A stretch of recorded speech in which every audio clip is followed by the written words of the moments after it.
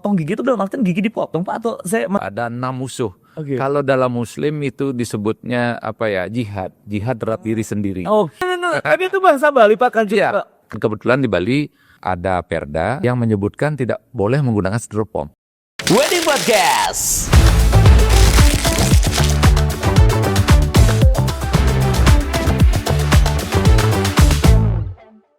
Hai, selamat datang kembali di Wedding Podcast sesi Odading, obrolan dunia wedding.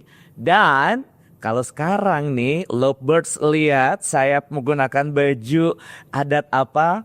Yes, benar banget. Sekarang kita bakal ngobrolin pernikahan Hindu Bali. Dan di samping kiri saya sudah hadir seorang budayawan yang tentunya sangat tahu sekali ya pernikahan adat Bali Hindu ya. Selamat pagi Rahajeng Rawuh Pak. Iya, Om Swastiastu. Wah. Bener ya? Ya, saya baru aja belajar ini. Pak, gimana kabarnya? Astungkare, baik ya, alhamdulillah, baik-baik saja. Saya kayaknya emang harus belajar bahasa Bali ya. Kayaknya memang bahasa Bali itu tertata, sopan, enak gitu ya. Ya, karena ada bahasa halus, bahasa kasarnya. Ya, justru halusnya saya tidak terlalu mendalami yang halus. Segini menurut saya udah halus. Iya. Malah ini mungkin kasarnya menurut Bapak. Iya. Oke, Lovebirds, kita bakal ngobrol banyak banget ya mengenai pernikahan adat Bali Hindu seperti itu. Karena memang beberapa video-video sebelumnya kita sudah membahas mengenai pernikahan khususnya untuk agama Islam. Lalu juga mungkin sebelumnya kita sudah membahas mengenai Kristen. Nah sekarang kita akan membahas mengenai pernikahan Hindu Bali. Pak, mungkin sedikit boleh diceritakan dulu nih Pak, Bapak sudah melanglang buana berapa tahun untuk benar-benar menyelami pernikahan Bali Hindu Pak, silakan. Terima kasih. Sebetulnya kami itu tidak punya cita-cita untuk jadi tukang menikahkan. Tuhan baik Pak. Iya, tidak punya cita-cita untuk seperti itu. Basicnya dari Sangartari, tapi karena kebutuhan kita umat di Jabodetabek itu sangat mendesak. Dan kami kebetulan saya dan istri itu senang terhadap budaya gitu. Oke, Pak. Basic dari orang tua, dari kakek nenek zaman dulunya mungkin ya. Jadi bisa ngukir, istri juga awalnya bisa ngerias kecil-kecilan, akhirnya didalami, akhirnya bisa gitu. Dan kepakai juga oleh masyarakat di Jabodetabek ini gitu. Dari Sangartari, terus ada orang nanyain busana pengantin, dan akhirnya orang juga, masa busana Bali doang? Mencari dekoran susah nih Pak, katanya gitu. Bapak bisa? Oh bisa, saya bilang. Saya punya basic untuk bikin ukiran segala rupa. Jadi saya ciptakan pelaminan Bali. Ternyata laku pesat gitu. Laku pesat. Semua dari permintaan-permintaan ya Pak ya. Permintaan. Terus saya senangnya di fotografi. Sebenarnya Bapak awalnya tapi dulu senang ya Pak ya. Fotografi. Jadi mainlah di foto dan di video. Basicnya saya di video awalnya. Terus ke foto. Jadi dari rias pengantin, terus Sangartarinya juga karena dari kita Sangartarinya, jadi penarinya dari kita untuk menyambut pengantin. Terus diteruskan dengan foto videonya juga dari kita. Ada orang nanyakan untuk dekorasi, akhirnya kita bikin. Nah, akhirnya dekorasi. Dan akhirnya setelah itu semua, akhirnya kita tidak bisa mengerjakan. Iya. Nah, tangan kita cuma 2 kan, kita bisa mengerjakan. Akhirnya tahun 2017, 15-17 kita bikin legalitasnya dan bikin WO dan IO-nya untuk memanage kita. namanya Pak? Wedding Dewata Art Production. Dewata Art Production. Dewata Art Production. Kita ada di Menteng Asri. Ya, Bogor ya. Baik, siap. Dan Bapak ini izin Pak, nama lengkap Bapak adalah nih. Di Jabodetabek ini saya biasa dipanggil Nengah Godogan. Pak Nengah Godogan. Pak. Godogan. Godogan itu adalah kodok sebetulnya. Baik. Ya, itu nama lucu tapi itu membawa brand sendiri.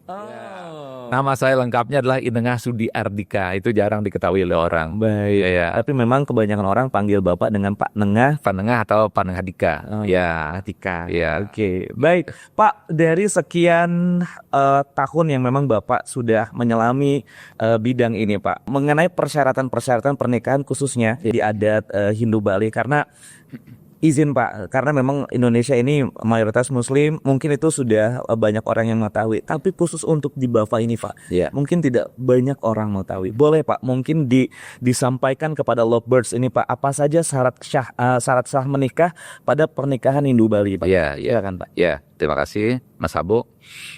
Kalau ngomongin pernikahan Bali itu memang unik sekali ya, unik dan menarik. Orang menikah itu mempunyai beberapa tahapan. Baik. Itu memulai dari tahapan kehidupan kalau di Bali ya. Hidup itu karena nikah itu sebuah kewajiban. Wajib Pak. Ya, wajib orang nikah. Nah, Nikah itu sebuah tanggung jawab. Ya, wajib nikah itu. Nah, jadi tahapan kehidupan orang Bali itu ada 4 tahapan.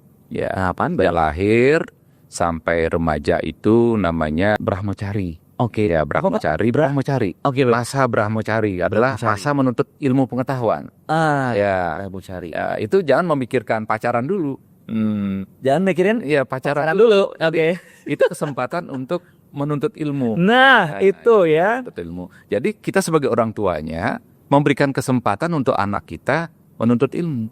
Kita harus memberikan fasilitas terhadap anak kita semasa umur tersebut untuk menuntut ilmu. Ada batasan maksimal nggak sih Pak, izin Pak, kalau di Hindu Bali Pak, untuk menuntut ilmu itu di usia biasanya dari sejak dia bisa merangkak itu udah menuntut ilmu sebetulnya. Belajar merangkak, belajar nyuap sendiri, akhirnya belajar bermain, belajar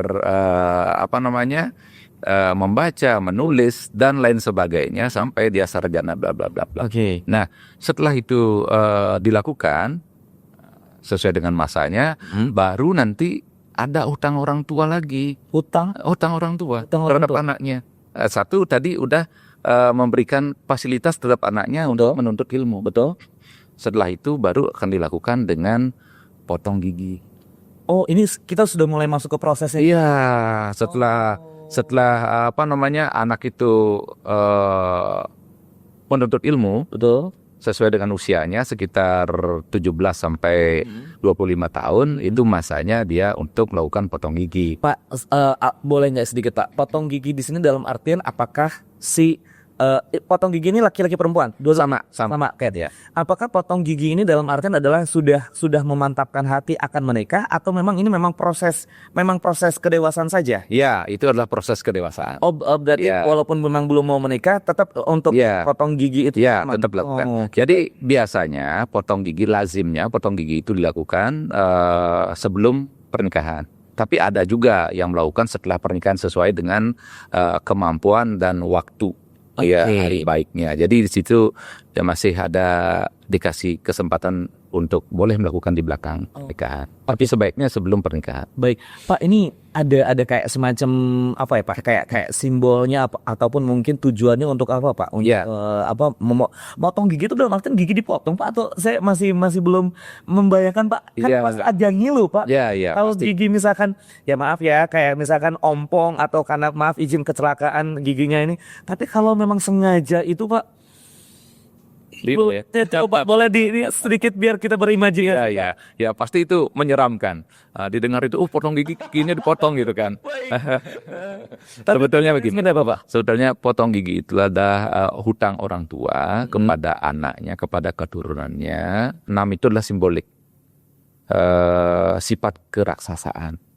Jadi dengan ilmu pengetahuan yang sudah didapatkan oleh anak itu karena mengikuti Brahmacari tadi, dan setelah itu sifat-sifat keraksasaan dan kebinatangan itu dihilangkan. Itu ada 6 gigi. Dari taring kiri ke taring kanan, di tengahnya ada 4 gigi seri yang di atas. Yang di atas ya. Itu yang dihilangkan. Bukan dihilangkan dipotong, dikikir ya. Ketajamannya itu dihilangkan sehingga agak rata dikit. Ya, makanya saya lihat Bapak tidak tertarik taringnya Pak. Ya, taringnya dikit. Bapak sudah menikah orang? Taringnya panjang itu kan sifat keraksasaan ya. Itu ada sadripu, ada 6 musuh. Kalau dalam Muslim itu disebutnya jihad. Jihad terhadap diri sendiri. Karena musuh itu sebetulnya banyaknya dalam diri sendiri. Baik. Gitu. Jadi ada sadripu nanti yang akan kita hilangkan di situ, yaitu satu kama atau hawa nafsu. Hawa nafsunya mulai bisa dikendalikan oleh anak tersebut. Terus loba keserakahan. Ya, Baik. dihilangkan keserakahan itu karena anak ini sudah mulai dewasa. Betul. Ya udah bisa menimbang Baik sifat-sifatnya buruknya. yang baik ya. Terus keroda kemarahan mulai dia bisa kendalikan. Itu harapannya seperti itu. Terus mahda kemabokan, bisa mabok narkotika, pakai apa namanya arak, terus alkohol lah ya. Nah itu mulai ditinggalkan atau mulai dia bisa mengendalikan hal itu. Benar-benar kayak mensucikan diri ya Pak ya. Betul. Oke. Karena terus moha kebingungan. Dia harus bisa menentukan, mencari jati dirinya. Jangan bingung terus ya. Iya, kalau bingung terus tidak bisa dia hidup mandiri. Nah, itu sebagai modal sebetulnya untuk ke arah pernikahan. Baik. Ya. Terus yang terakhir ada matsaryo.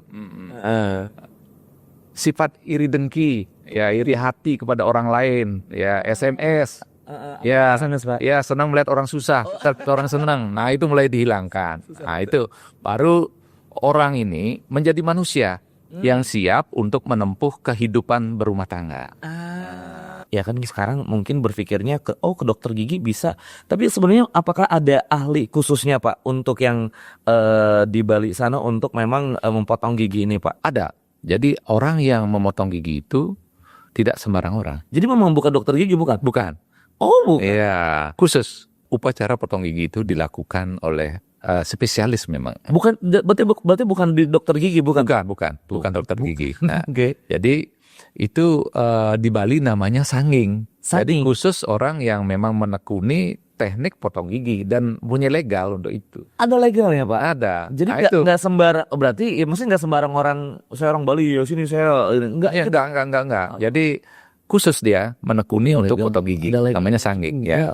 Nah, sanging ini punya perlengkapan yang sudah bisa biasa melakukan upacara potong gigi itu sendiri. Potong gigi itu sendiri bukan sekedar memotong, tapi ada rangkaian upacara yang harus mantra-mantra yang harus disampaikan oleh orang tersebut. Oh, ada mantra-mantranya juga ya? Iya. Iya Bapak kan sendiri yang memang sudah pernah Potong gigi. potong gigi Pak. Dulu waktu prosesnya maaf nih Pak, apakah Bapak dibius dulu gitu? Apakah dengan sadar diri Bapak ngelihat? Kan pasti rasanya. Iya. Silakan Pak. Ya, kalau zaman dulu itu benar-benar diratakan. Karena zaman dulu kan belum ada ortodensi ya. Iya. Jadi kalau ada orang yang giginya kurang bagus posisinya, justru itu dipakai untuk meratakan biar lebih cantik estetik. Ya. Pasti linu pastinya. Karena tidak dibius, tidak. Kalau Bapak gimana Pak? Bapak, Kalau Bapak dulu, Bapak. perkembangan kesini malah sekedar disentuh saja. Jadi hanya dihilangin dikit aja. Jadi linu sih tapi nggak banyak. Ya seperti ya orang tambal gigi lah, tidak sampai segitu. Oke, Ya, linu dikit doang. Ya. Linu-linu dikit ya. Iya. Tapi saya yakin lovers yang lagi ngebayangin linu-linu dikit enggak kali. Karena masih kerasa banget ini ya. Karena kan justru sekarang itu ditekankan karena itu bahasa simbolik. Jadi tidak terlalu keras untuk kami. Jadi kalau terlalu keras nanti email giginya habis kan, itu merusak gigi. Oh iya betul. Ya, jadi hanya sekedar saja, hanya simbolik saja. Ya. Oke. Jadi memang benar-benar khusus untuk orang-orang Bali seperti itu ya Pak ya.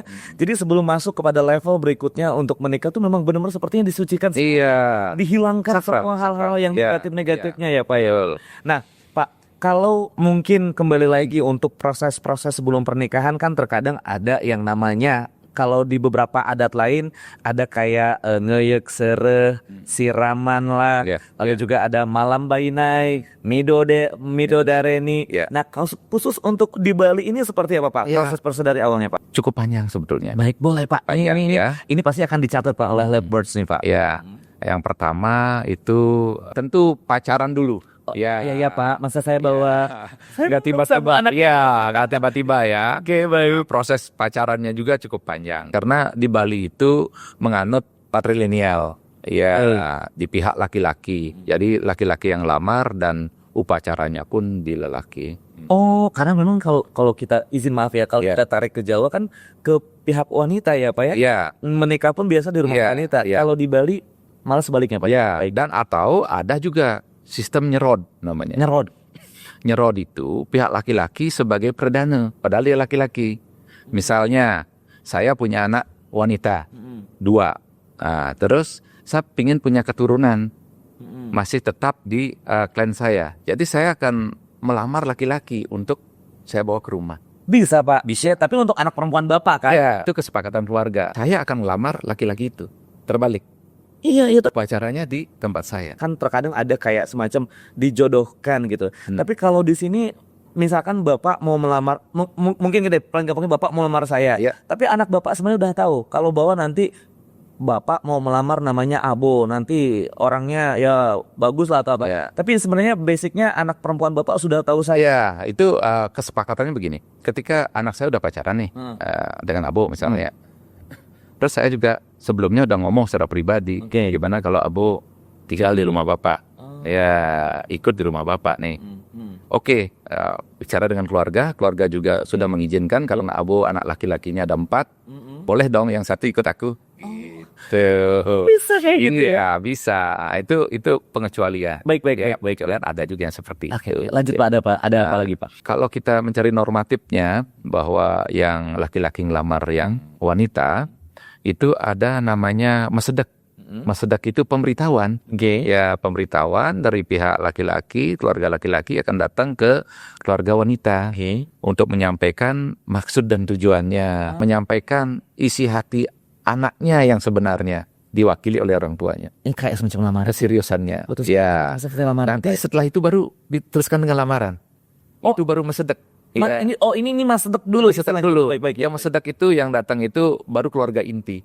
Oh, belum dengan yang lain. Belum. Oke, baik. Ya. Nah, disitulah akan menentukan mesedak itu di ACC atau enggak dari pihak wanita. Di situ ketahuan. Agak-agak deg-degan juga. Iya. Wah, kalau mesedak itu walaupun pangkatnya tinggi juga belum tentu gitu kan. Makanya dia pasti ancang-ancang gimana nih gitu. Sourcingnya dia harus Oke. jalani dulu. Ini benar-benar sensitif dan intimate banget. Iya. Intimate banget ya Pak ya.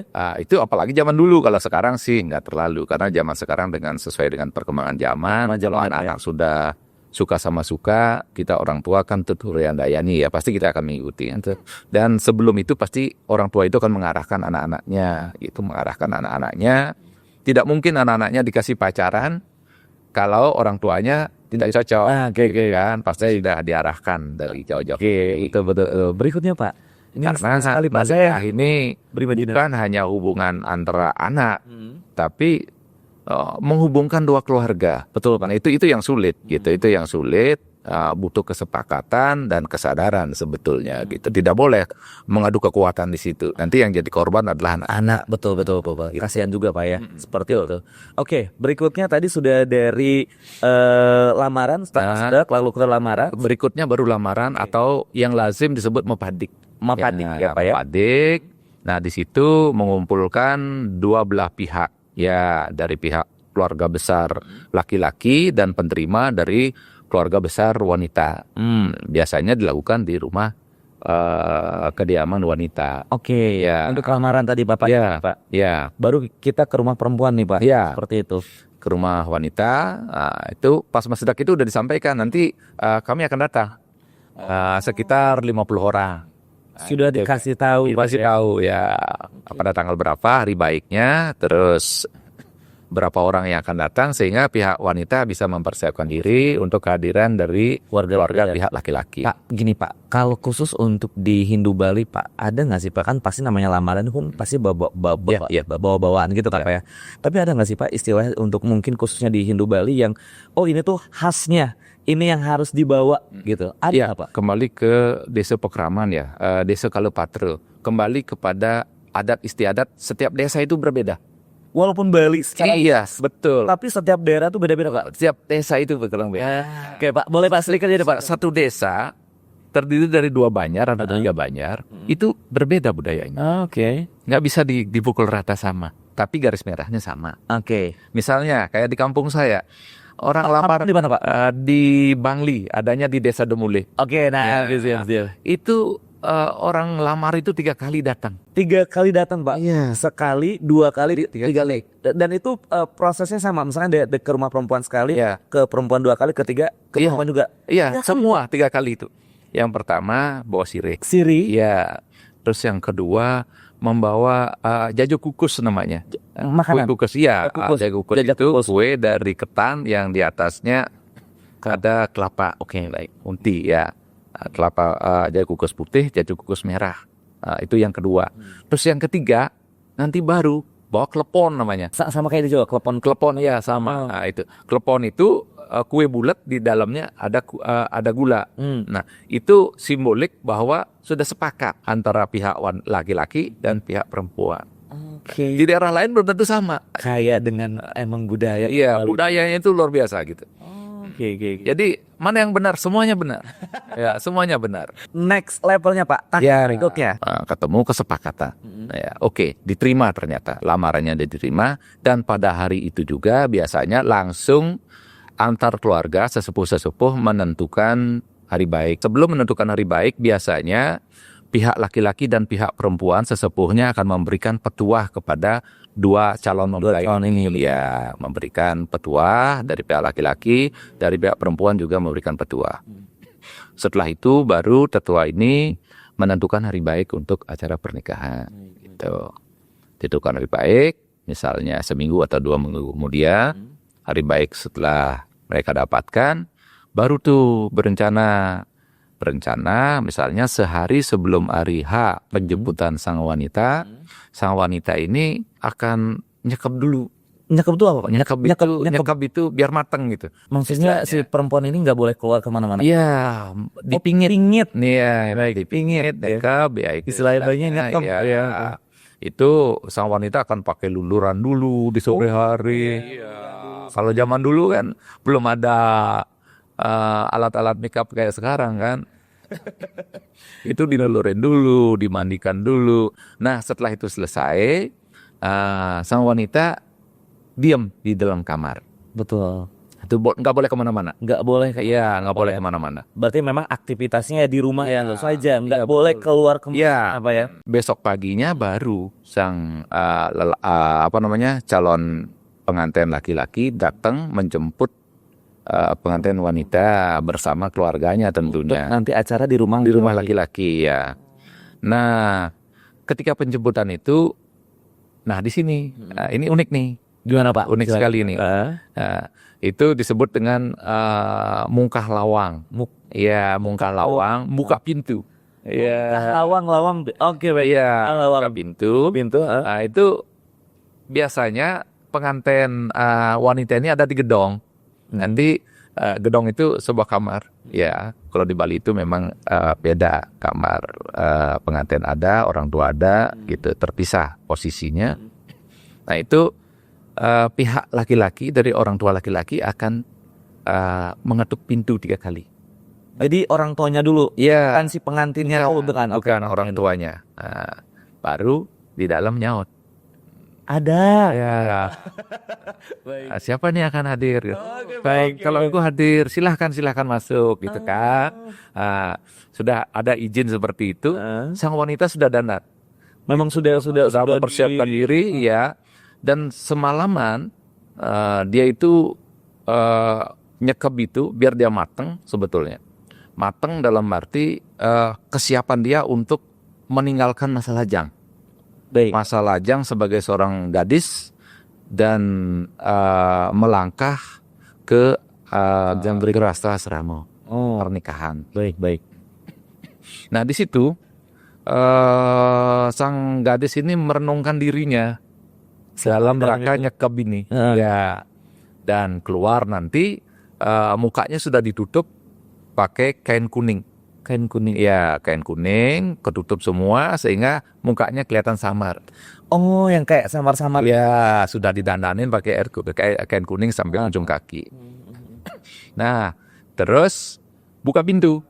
Disambutlah oleh calon mempelai laki-laki di luar. Romantis banget Pak, ini saya lagi berimajinasi. Iya. Nah, itu terus nanti ada acara buka ininya. Si ini pakai apa ya? Ya, maskernya lah. Kain tirainya gitu kan. Nah, tuh. Nah, digantikan dengan uang kepeng. Uang kepeng. Uang kepeng. Ya, kalau dulu uang kepeng di Bali itu sangat berguna ya. Uang kepeng, nah, kalau uang Pak, potong. uang kepeng itu bentuknya mah uang gitu, Pak. Iya, uang dari Cina kalau dulu. Karena dipengaruhi oleh budaya Cina sebetulnya. Oke. Itu 200 kepeng. 200 kepeng. Ya, itu dikasihkan kepada ibu sang wanita. Oke, izin Pak. Kalau yang sekarang dirupiahkan itu nominalnya kira-kira 200 kepeng kita lah anak karena jumlah kepengannya yang tapi oke. kalau sekarang sudah dengan modernisasi perkembangan zaman, saya dengan benda berharga, saya dengan Oke, baik. perhiasan dengan apa itu yang dibawa oleh pihak laki-laki. Oke, baik. Lanjut. Terus sang perempuan dibawalah ke rumah laki-laki, biasanya digendong, digayot namanya. Digendongnya itu dari rumah ke parkiran aja kan, Pak? Ya, Dari rumah jauh capek. Kalau ntar aku pakai itu jauh sekali ya. Pasti naik mobil pasti ya. Gayot sampai dah di rumah laki-laki. Oke. Tadi kan digendong tuh Pak ya dari rumah si perempuan, pengantin perempuan ke rumah laki-laki. Tapi dalam artian digendong di sini Lovebirds bukan emang secara beneran gendong dari. Kalau rumahnya mungkin kayak judul lagu 5 langkah sih ya nggak apa-apa ya Pak. Ini kan ya takutnya gitu terlalu jauh ya. Memang itu hanya sebagai seremonial saja. Ya, sebagai penghormatan aja. Penghormatan begitu betul. agungnya seorang wanita gitu. Ya. Nah lanjut Pak dari situ. Nah, setelah sampai di rumah laki-laki, nanti sebelum masuk pintu rumah yang laki-laki, Betul. di situ ada Segahagung. Segahagung Pak. Segahagung. Nah, itu tujuannya upacara penyambutan sang wanita. Ya, begitu dihargai wanita itu. Sebetulnya ya. Betul. Nah, terus masuk, terus baru di situ ada Mobia Kale. Oke, Mobo ya. Mobia Kale itu melepaskan semua kotoran yang melekat pada sang wanita maupun sang laki-laki. Itu prosesnya gimana Pak? Bukan mandi aja. Ada upacara penyucian. Ya, upacara penyucian itu dilakukan bukan mandi, tapi ada upacara, ada sesajen, ada juru mangku nanti yang akan menyampaikan itu. Oh, ada jurunya. Ya, jadi penyucian secara spiritual sebetulnya. Gitu. Oke, baik. Yang saya imajinasikan adalah yang mungkin kayak semacam kayak pakai dupa. Ya, itu pakai betul pakai ya. Nah, ini terjadi akan dianggap sah pernikahan ini jika dan harus ada 3 upu saksi. Itu penting. Saksi Pak. Ya, 3 saksi harus ada dalam Hindu. Jadi 1 adalah saksi dewa saksi namanya. Nanti Tuhan menyaksikan acara pernikahan ini. Terus ada manusia saksi. Kita hanya manusia. Manusia saksi artinya ada nanti kalau di Muslim ada KUA. Oh ya. Tapi di Hindu catatan sipil. Baik. Adat yang menyampaikan gitu. Terus yang ketiga adalah buta saksi. Itu apa Pak? Buta saksi itu disaksikan oleh alam semesta. Alam semesta menyaksikan. Alam semesta menyaksikan pernikahan itu. Warga tidak akan ini lagi. Oh, kok dia sama cowok itu ya? Tidak akan ada kecurigaan lagi. Oke. Karena udah ada yang menyaksikan. Oh, dia udah nikah kemarin. Ini malah 3 elemen penting. Iya. Tuhannya. Iya. Tadi alamnya juga. Sama tadi yang manusia saksi. Betul, manusianya. Betul. Karena pernikahan itu adalah janji suci. Ya, adalah sebuah kewajiban. Setiap insan itu harus menikah. Gitu. Indah sekali. Kenapa harus menikah? Kenapa harus menikah? Karena manusia diciptakan ke alam semesta ini punya kewajiban. Bukan hidup begitu saja, enggak. Untuk mempertahankan alam semesta biar tetap terawat. Itulah ya. Iya, bukan menghancurkan, tapi untuk merawat alam semesta. Kalau manusia itu habis, tidak ada yang beranak pinak, maka alam semesta ini akan bangkrut dengan sendiri. Nah, itu dia. Maka dari itu kalau memang ya bisa dibilang Bali itu memang punya khasnya sendiri dengan alamnya. Maka dari itu kenapa banyak sekali ya orang-orang di luar dari Indonesia, termasuk Indonesia juga, yang pasti berlibur itu ya pasti ke Bali karena itu sangat menjaga sekali ya. Iya, karena budayanya menjaga sekali. Iya. Dalam proses pernikahannya, tadi kan kita pernikahan nih Pak. Nah, dalam pernikahannya apakah ada prosesi-prosesi lainnya Pak? Contoh kalau kita mungkin melihat ke prosesi adat Sunda seperti ada bedol bakakak, huak lingkung, saweran Ya. dan lain. Untuk di Bali apakah ada Pak? Oh ada. Apa Ya, itu hampir sama ya, hampir sama sebetulnya. Istilahnya ada apa jenis? Caranya berbeda. Coba baik-baik. Nah, tadi setelah Mebiokalu, pembersihan dulu, nanti dilanjutkan dengan Mekalakalan. Ya, Apa tuh Pak? Mekalakalan itu proses pihak laki-laki dan pihak wanita. Mekalakalan ini tempatnya juga udah ditentukan.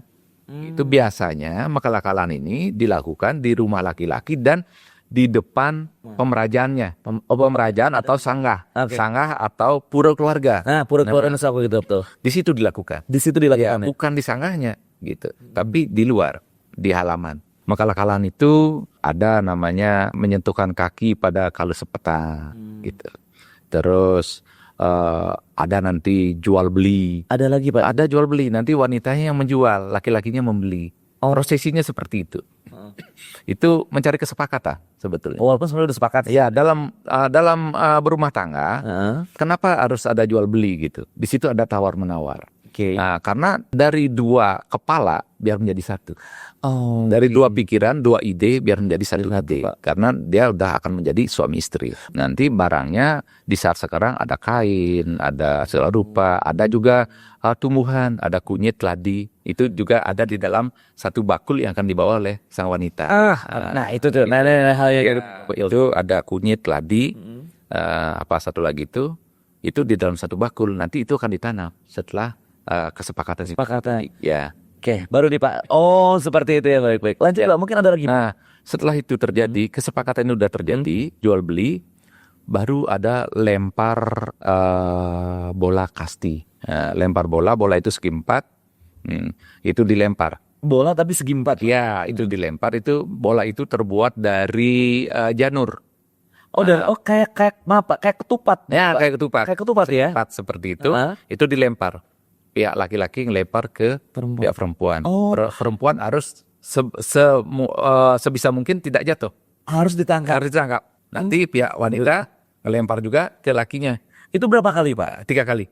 Jadi 3 kali laki-laki, 3 kali perempuan. Ya, 3 kali aja. 1, Oh. 2, 3. Oh, saling. Ya. Bukan 3 kali dari laki-laki ke perempuan kan bukan. Ya. 3 kali. 3 kali ya. 3 kali lempar. Oke, baik. Ya. Setelah itu baru menusuk tikar dadakan. Tikar dadakan itu sebuah tikar Oke.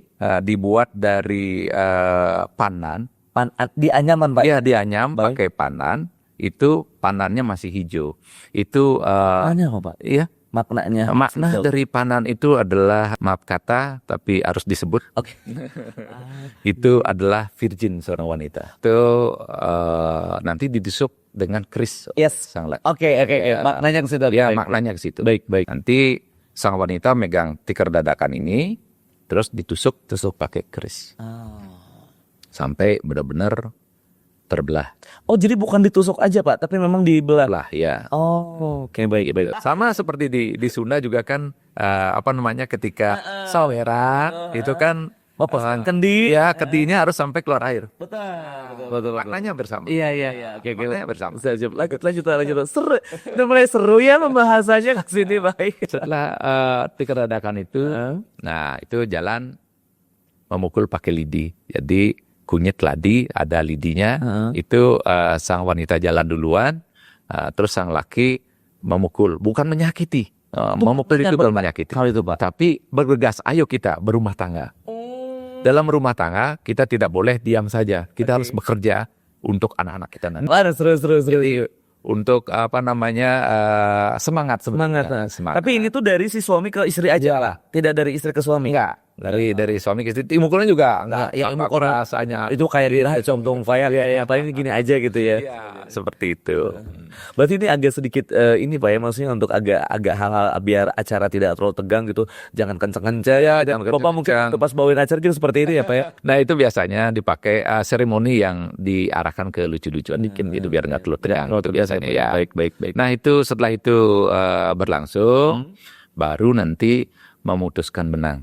Nah, ada benang dari benang bebaling namanya. Oh, bukan benang biasa yang buat kayak apa jahit baju itu Pak. Enggak. Ini benang dari kapas. Jadi benangnya itu benang kasar ya, dari kapas gitu, benang putih. Nah, itu diikatkan di ujung daun dap-dap namanya. Daun dap-dap kiri kanan, ini ada benang di sini. Baru Sang pengantin ini berdua memutuskan benang itu. berdua Pak ya? Ya, dengan api dupa biasanya. Dibakar, putus. Betul. Itu adalah maknanya dia sudah siap untuk masuk ke Grahasta Asrama dan meninggalkan masa remaja dan masa lajangnya. Masa-masa lalunya udah hilang tuh. Jadi dia sudah melangkah ke Grahasta Asrama. Saya udah menikah nih. Kalau besok ada pertanyaan, lu masih gadis? Enggak, aku udah menikah. Suamiku gitu. Dan sebaliknya gitu. Udah nikah, sudah ini istri saya. Udah saling mengakui di situ. Oke. Baik.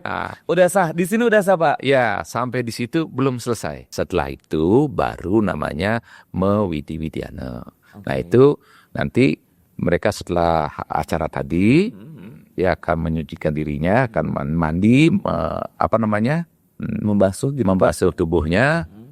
Setelah itu ganti baju dan melakukan persembahyangan di pura keluarganya. Yang tadi Pak. Ya, dari yang guru nanti akan disampaikan oleh pendeta. Permakluman sebetulnya bahwa sang wanita ini sudah masuk dalam keluarga sang lelaki. Itu penyampaian itu disampaikan kepada para leluhurnya. Tidak selesai di situ. Ada lagi tidak? Masih ada lagi. Apa nih Pak? Dilanjutkan dengan acara menjauman. Nah, itu dari pihak laki-laki akan datang ke keluarga pihak wanita. Tapi itu di hari yang sama Pak? Boleh di hari yang sama, boleh besoknya.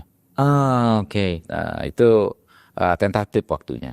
Dia kalau keluarganya terlalu jauh, tidak mungkin hari itu ya bisa mencari hari baik lagi. Padat juga Panjang, ya panjang sekali. Ya, nah, datang ke rumah sang wanita, itu biasanya akan membawa tipat bantal. Tipat bantal. Ya, tipat bantal itu oleh-olehnya. Ya. Baik. Nah, itu oleh-olehnya ke keluarga sang wanita dan bawa sesajen. Nah, sampai di situ diterima oleh keluarga wanita dan sembahyang di keluarga wanita. Ya, di sanggah keluarganya atau di pura keluarganya itu sebagai permakluman sebetulnya bahwa sekarang ada keluarga baru dari pihak laki-laki. Ini keluarga kita sekarang. Tapi sering juga orang menyebutnya itu mau pamit.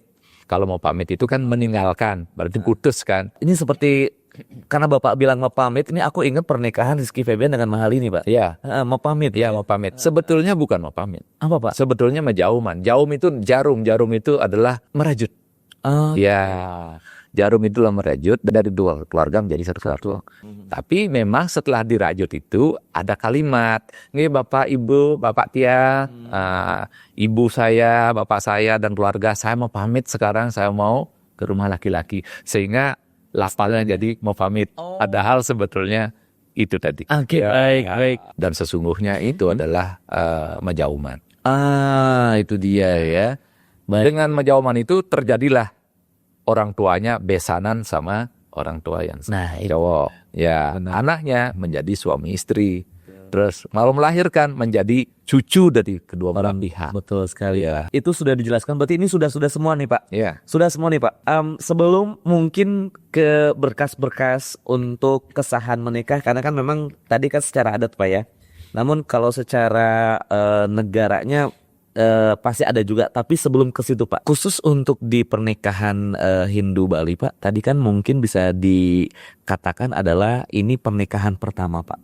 Ini maaf Pak, kalau misal si suami ini ingin menikah lagi dengan wanita, ya pasti dengan wanita, dengan istri baru, apakah ada persyaratannya? Pertama, kedua, apakah prosesnya sama dengan si pernikahan pertama? Ya. Atau seperti apa? Iya, proses tentu sama, prosesnya sama dan didahului dengan izin dari istri pertama. Selalu ada izin ya? Ya, kalau diam-diam tidak akan sah, karena tetap tiga saksi itu, ya kan dia tidak bisa menikah diam-diam, karena tidak ada namanya nikah di bawah tangan. Di Bali tidak ada. Ya, sudah ada seperti tidak ada. Nikah ya harus nikah, ya harus sah. Ya, sah itu mengatakan sah, itu harus ada 3 saksi tadi. Jadi nggak ada yang sulit. Oke ya, udah jelas nih, nggak bisa nih nikah di bawah tangan ya di Bali ya Pak ya. Yeah. Pak terakhir sebelum kita mungkin ke pertanyaan berikutnya, semisal izin Pak, saya mungkin ya mendapatkan wanita Bali, Pak. Ya. Sedangkan saya bukan dari keluarga Bali, Pak. Saya mungkin dari Jawa. Ini apakah dalam artian dimudahkan? Apakah menyesuaikan dengan adat yang ada? Atau enggak, walaupun Mas Abo nih dari Jawa, Mas Abo harus ikuti adat pernikahan kami atau bagaimana, Pak? Ya. Apakah menyesuaikan atau bagaimana? Gini, persyaratan pertama menikah sebetulnya ada satu hal, Apa, Pak? yaitu seagama. Wanita agama Hindu mau menikah dengan saudara kita yang Muslim misalnya. Baik. Boleh, tapi siapa yang mengikuti siapa? Nah, oke. Ya. Baik. Kalau misalnya yang Muslim mau masuk Hindu, disatukan dulu agamanya. Namanya Sudi Bidani. Sudi Pidani. Widani. Widani, Ya, Sudi Widani. dihindukan dulu. Begitu juga sebaliknya. Jika sang wanita harus ikut Ikut ke yang laki-laki, ke laki-laki. berarti harus mualaf dulu. Kalau adat mah tetap jalan tuh. Adatnya pakai adat mana? Otomatis nanti karena adat di Bali itu terkait dengan agama. Itu. Jadi kalau sudah secara Muslim ya lakukan secara Muslim. Sudah. Sah secara Muslim. Betul. Kalau mau lakukan secara Bali berarti secara Hindu. Nah itu kalau untuk upacara pernikahannya. Beda dengan resepsi. Kalau resepsi boleh menggunakan budaya Bali. Kenapa tidak? Oke. Itu pemisahan antara agama dan budaya. Baik ya, ini masuk lagi nih Pak ya insight-nya. Berarti memang dari awal memang harus ya kita harus, namanya juga kita mau berjalan bersama, kok di belakang ada yang berbeda. Ya, Betul ya Pak ya. Kalau tadi secara adatnya Pak, tapi untuk disahkan secara negaranya, apakah dari pemangku agama ada berkas-berkas yang mungkin nanti diserahkan ke catatan sipil atau bagaimana? Ya, nah ini manusia saksi namanya. Setelah pernikahan terjadi dan disaksikan, kalau di Bali namanya klien adat, ketua adat, atau di sini disebut parisade juga. Nah, itu nana tangan dan diketahui oleh pendeta tadi untuk diteruskan ke catatan sipil. Untuk dicatatkan di sana bahwa dua belah pihak ini sudah menjadi satu keluarga. Keluarga sudah menikah. Sudah pernikahan. Betul. Secara sah dan resmi. Baru nanti keluar dari Dukcapil Kayak surat pernyataan sudah menikah gitu. sudah menikah. Oke, baik. Nah, Pak, kalau di agama Islam kan ada kantor urusan agama KUA. Kalau untuk di Hindu Bali sendiri bagaimana, Pak? Agama Hindu nggak punya KUA. Baik. Ya, jadi surat legalnya nanti dikeluarkan dari catatan sipil. Oh, Ya. oke. Jadi nanti dari tokoh agama Hindu yang menyaksikan pada acara itu Baik. nanti akan bikin disposisi, itu akan disampaikan ke catatan sipil. Bentukannya dari pemimpin agama pun memang surat juga. Iya, surat aja. Ya, surat dengan tanda tangan bahwa sudah dilangsungkan pernikahan di rumah Bapak A, alamat bla bla bla bla bla, disaksikan oleh, dipuput itu tuh diselesaikan. Ya, upacaranya diselesaikan oleh pendeta siapa. Gitu. Nanti beliau itu nanda tangan. Oke. Itulah Setelah itu kita diantarkan ke catatan sipil, nanti keluar dari situ legalnya.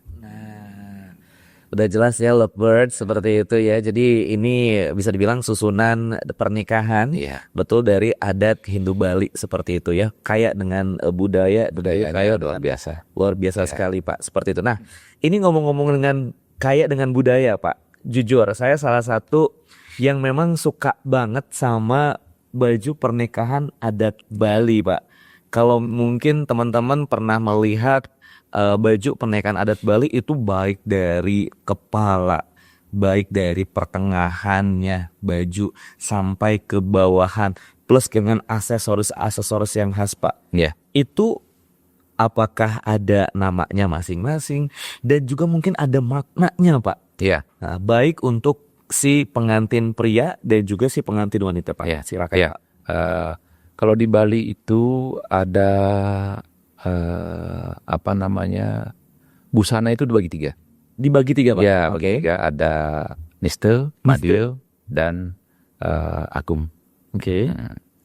Jadi niste biasanya dipakai untuk gotong royong, ya untuk kerja-kerja yang begitulah. Kalau yang kita pakai ini apa? Ada masuk ke niste ke madil. Jadi sudah lebih rapi gitu kan, pakai sapu. Oh, Nah itu semua ada maknanya. Baik. Ya, kayak ini udang nih. Yang saya pakai. Iya. Nggak Beda warna, bentuk itu kreasi. Ya, Oke. seperti ini. Ini ada yang di kanan lebih lebar daunnya ini. Oh, Lebih itu. lebar. itu tanda kebenaran ada di kanan. Kalau saya bukan tanda keburukan. Oh enggak, bahkan di sebelah kanan juga kan lebih lebar daripada Oke. sebelah kiri. Kalau ini saya maknanya apa Pak? Itu sama, jadi Kebenaran juga. kebenaran Oh, oke. lebih diutamakan, adanya di sebelah kanan bukan di kiri. Oke, baik lanjut Pak. Ya. Terus nanti di sini ada menuju ke atas. Dan menuju ke atas itu penghormatan kepada Tuhan. Tuhan Pak ya, dewa. Ya, itu dibikin lancip atas tajam, ya ke atas. Nah, terus ke bawah. Terus di sini ada senteng, selendang yang mengikat ini. Dan sebelumnya ini makna dari udang ini adalah pemusatan pikiran. Pemusatan pikiran. Udang. Pemusatan pikiran ya, itu udang ini, kepala itu diikat, itu fungsinya untuk memusatkan pikiran. Nah, ya pikirannya jangan kemana-mana, makanya Pusatkan, dia fokus gitu kan. Oke. Terus di sini ada selendang. Ikatan ya. Ya, selendang, ikatan. Perut itu diikat. Agar jangan makannya banyak Pak. Oh benar. Mulat sarir. Di situ Buat salire. pengendalian diri. Di situ fungsinya pengendalian diri, jangan sampai emosional, mengeluarkan emosi ini kemana-mana, atau berbicara seenaknya gitu ya. Nah di sini isi perut, gitu yang. Ternyata benar ya isi perut ya Pak ya. Ya, terus ke bawah ada namanya kancut. Apa Pak? Kancut. Kancut Pak. Kancut. Nah, jangan salah bilang. Nggak. Tapi itu bahasa Bali Pak, kancut Ya, Pak. kancut tadi yang saya benerin di sini. Itu Yang lancip ke bawah. Oke. Kenapa lancip ke bawah gitu? Nah, itu menunjukkan laki-laki. Terus yang kedua, lancipnya ke bawah adalah untuk menghormati ibu pertiwi. Ini kalau dengan yang perempuan bukan kancut namanya? Bukan. Kalau perempuan pakainya tapih, double. Ada tapih, baru ada kain. Nah, setelah kain, baru ada blebet di atasnya. Dan memang tidak ada yang lancip ke bawah, nggak ada. Nggak ada. Karena itu simbol dari laki-laki. Kalau sudah ke Payas Agung, tadi itu ada keris nanti. Keris itu ditancapkan di sini, di sebelah kanan, ngadap ke kanan. Itu lambang keperkasaan.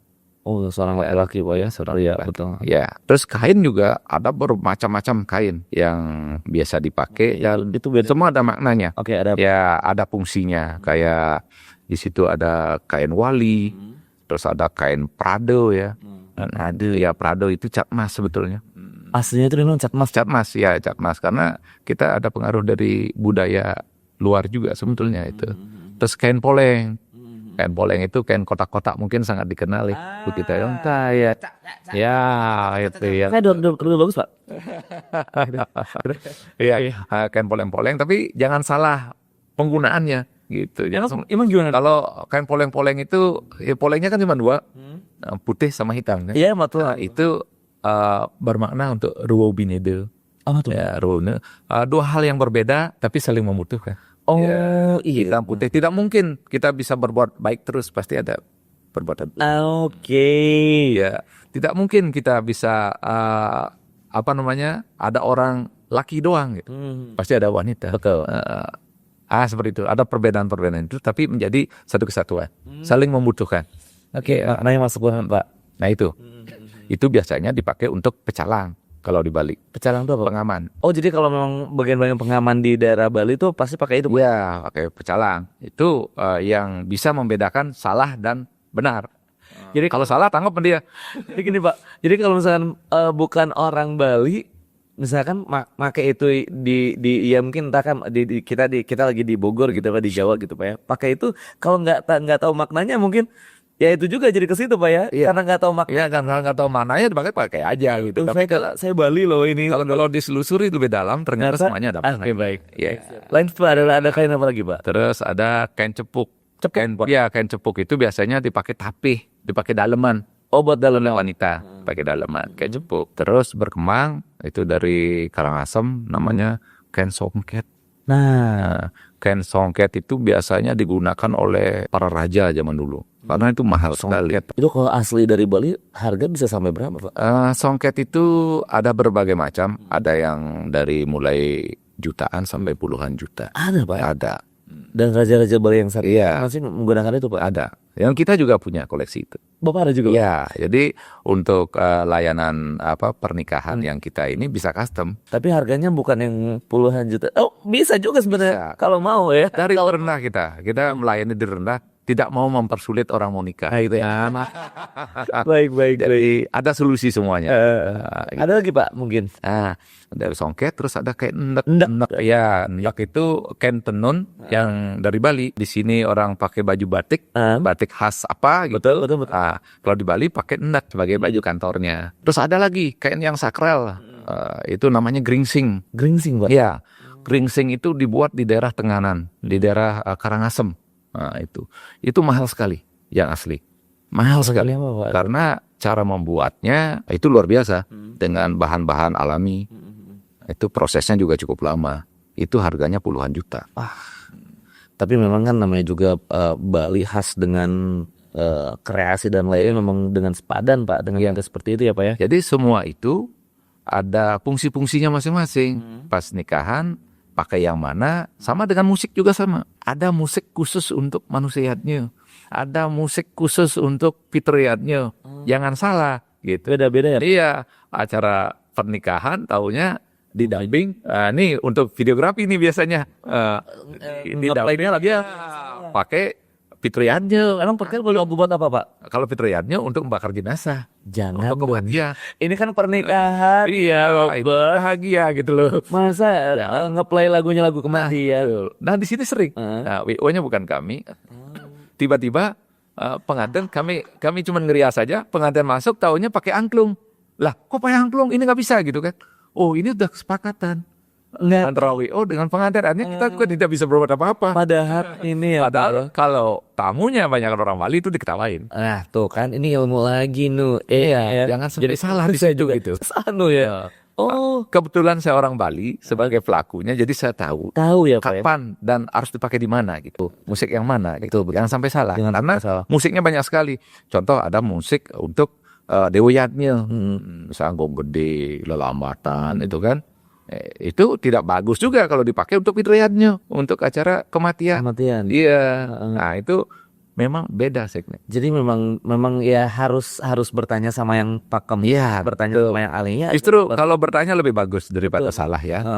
Ya kadang-kadang anak-anak Gen Z sekarang, wah ini ketukannya enak nih, bikin nyaman. Iya. Kayaknya pas masuk pengantin, padahal kasih lagu kematian. Nah, itu. Pak, nih ngomongin simbolik, lalu juga keindahan, kekayaan budaya Bali sendiri nih Pak. Tahun ini kita ini kehadiran sebuah pernikahan yang luar biasa nih Pak. Pernikahan artis Luna Maya dan juga Maxim Botier Pak. Iya. Ini viral banget mengenai dekorasinya ya Lovebirds. Saya yakin sekali Lovebirds sebenarnya pengen banget gitu ya pernikahannya. Dekorasinya pengen seperti Luna Maya dan Maxim Botier. Ya. Tapi kan nggak tahu itu harganya berapa dan lain-lain. Pak, mungkin boleh sedikit Pak diinformasikan mengenai dekorasi dari pernikahan adat Bali. Plus mungkin sedikit yang Bapak tahu mengenai konsep dari dekorasi Luna Maya dan juga Maxim. Iya. Gini, Luna Maya sama Maxim ya namanya ya. Itu nikah di Bali dan kebetulan di Bali ada perda yang menyebutkan tidak boleh menggunakan styrofoam karena seniman di Bali itu luar biasa sebetulnya. Oke Bapak, tunggu. Di Bali nggak boleh pakai styrofoam. Iya. Dilarang menggunakan. Kalau di sini kita masih menggunakan styrofoam. Baik. Nah, di Bali dilarang menggunakan styrofoam sehingga ogoh-ogoh juga sekarang tidak menggunakan styrofoam. Pak, kalau ngomong ogo-ogo, kemarin kan sempat ada parade ogo-ogo juga tuh sampai itu luar biasa banget Pak, seninya memang terlihat sekali. Itu sama sekali nggak ada yang pakai styrofoam. Iya, semua menggunakan bahan-bahan alami seperti keranjang dari bambu ulatannya. Terus nanti ditutup pakai kertas, pakai lem pakai kertas itu ditutup sehingga membentuk sebuah wajah atau bentuk. Itu semua dari bahan alami, tidak bahan-bahan yang membahayakan. Begitu juga untuk dekorasi. Dekorasi karena dilarang pakai styrofoam, langsung muter otak tuh para seniman Bali. Wah, pakai ulatan. Nah, pakai ulatan dan kami pun Dewata sudah lama menggunakan ulatan itu. Gitu. Hanya Pak, ulatan itu janur yang dijalin. Nah, ulatan ya, ulatan. Bahasa Balinya ulatan. Nah, itu. Basicnya itulah ulatan capil. Capil itu adalah tutup kepala. Itu basicnya. Nah, itulah dikembangkan menjadilah ulatan seperti dekorasi Luna Maya kemarin. Iya, itu bagus banget. Dan kita sudah gunakan itu. Bapak sudah ada. Sudah ada. Memang dari kemarin-kemarin kita udah gunakan itu sebelum Luna Maya menikah. Ah. Iya, karena kita selalu berkreasi biar kesannya tidak begitu-begitu saja. Biasanya kita kombinasi. Tapi orang-orang di sini masih senang menggunakan gapura. Gapura yang dulunya cat emas, sekarang kita alihkan kalau cat emas. Terus busana pengantinnya juga pakai cat emas sehingga flat. Di fotonya pasti kurang bagus. Oh gitu Pak. Ya. Itu biasa untuk menyeimbangi itu gimana Pak? Nah, akhirnya kita bawa ke batu alam. Kita arahkan dekorasinya ke arah batu alam, natural. Sehingga antara pengantin dan backdrop ini dimensinya nampak. Itu biasanya, dan kita kasih edukasi kepada pengantin untuk seperti itu. Karena kebetulan saya juga seorang fotografer, jadi tahu ya dimensi yang ingin kita tampilkan kayak mana gitu. Betul ya, campuran warnanya ngepasnya apa ya gitu ya Pak. Berarti memang bisa memberikan ini juga masukan-masukan juga ya Pak ya. Iya. Khusus untuk pernikahan adat Bali Hindu ataupun Hindu Bali Pak, ini tuh sebenarnya pernikahannya itu apakah memang bisa di rumah kah ataukah mungkin di pura? Karena kan baik lagi Pak, untuk orang awam kalau Bali itu ya pura Pak gitu Pak, pura Pak. Ya. Itu bagaimana Pak? Ya, kalau untuk di luar Bali, ya di luar Bali, Di luar Bali maksudnya kayak Jawa. di Jawa, di Jakarta, itu biasanya mencari venue. Ya, karena rumahnya tidak muat. Sebetulnya rumahnya tidak muat. Baik. Alangkah bagusnya jika pernikahan itu dilakukan di rumah sebetulnya. Tapi karena rumah tidak memungkinkan untuk melakukan upacara tersebut karena tamu banyak, dan di sini rata-rata rumah ya paling gede ukuran 200 ya, 200 meter tidak muat. Akhirnya mencari praktis di rumah pendeta. Ya, di rumah pendeta bisa juga karena venue-nya cukup luas. Nah, boleh juga di situ, atau mencari lahan pura. Di pura, tapi bukan di dalam puranya, Di area luar. tampaknya. Ya, di area luar pura. Itu ya, biasanya itu kan luas tuh. Ada namanya wantilan pura. Biasanya setiap pura yang ada di Jabodetabek ini ada fasilitas wantilan namanya. Sejenis gedung. Nah, itu bisa dimanfaatkan. Jadi untuk fasilitas. betul ya. Jadi berarti memang ternyata ya, kalau kita boleh menjelaskan lagi ya, biasanya kalau Muslim ya di dalam masjid, rekan-rekan kita, keluarga kita yang Kristen di dalam gereja. Ya. Justru malah ini bukan di dalam Bukan di dalam pura. Ya, karena apa? Karena orang baru mau menikah itu masih dianggap cuntaku kotor. Jadi belum boleh memasuki pura. Setelah upacara itu selesai, baru boleh. Makanya di situ fungsinya pernikahan adalah penyucian diri. Nah, itu dia. Makanya kenapa harus di luar pura? nah oke, baik ya. Dan sekarang malah sering saya melakukan karena kebingungan umat di Jabodetabek, terus khususnya orang Bali ya. Betul. Oh, nikah tempatnya kecil gimana gitu. Harus di pura? Oh enggak, saya bilang. Di hotel boleh. Di gedung boleh. Sekalian untuk mengirit budget, paginya pawiwahan, pendeta kita undang untuk hadir ke situ, untuk capil kita undang untuk datang ke situ sebagai saksi. Setelah itu selesai, ini dibersihkan, langsung resepsi. Bisa seperti itu Pak? Bisa. Dan itu sangat efisiensi juga Pak ya? Baru dewata yang melakukan itu. Oke deh. Iya. Pak, aku boleh minta closing statement Bapak. Dalam artian closing statement adalah ini untuk para lovebirds ya, para Gen Z. Karena kan memang sekarang kebanyakan menikah itu di anak-anak yang usia-usia ya tahun-tahun 95-an lah. 95, 96 yang ini memang sudah masuk ke Gen Z. Mungkin ada pesan yang ingin Bapak sampaikan untuk mereka semua. Segimana anak punya uang, tetap itulah tanggung jawab orang tua. Kasih kesempatan untuk orang tuanya, berdiskusi sama orang tuanya. Nah, jangan jalan sendiri, karena banyak anak jalan sendiri sehingga orang tuanya menyesal. Ini adalah tanggung jawab saya kalau anak saya jalan sendiri gitu. Saya tahu anak saya punya uang gitu. Tapi kalau dia jalan sendiri, padahal ini tanggung jawab saya gitu. Terus yang kedua, jangan takut bertanya. Jangan sampai salah menggunakan vendor, karena pernikahan itu cuma sekali terjadi dan tidak sedikit uang yang akan keluar. Nah, itu dia. Jadi itu dia closing statement Pak. Ya. Terima kasih banyak untuk waktunya Pak Nengal, luar biasa sekali. Sehat selalu tentunya. Semoga apa yang Bapak sampaikan bisa menjadi sesuatu yang bermanfaat untuk para calon pengantin ataupun lovebirds. Baik. Oke, lovers, terima kasih banyak. Itu dia obrolan seru di Wedding Podcast kali ini. Dan semoga tentunya Wedding Podcast kali ini bisa menjadi hal yang memang bermanfaat untuk lovers semua. Baik, terima kasih banyak untuk Dewara Art, Pak. Terima kasih banyak. Terima kasih untuk Naomi Catering. Terima kasih untuk Al Studio. Dan juga tentunya terima kasih untuk kita semua ya. Sampai berjumpa kembali di Wedding Podcast berikutnya. Sampai jumpa. Wedding Podcast.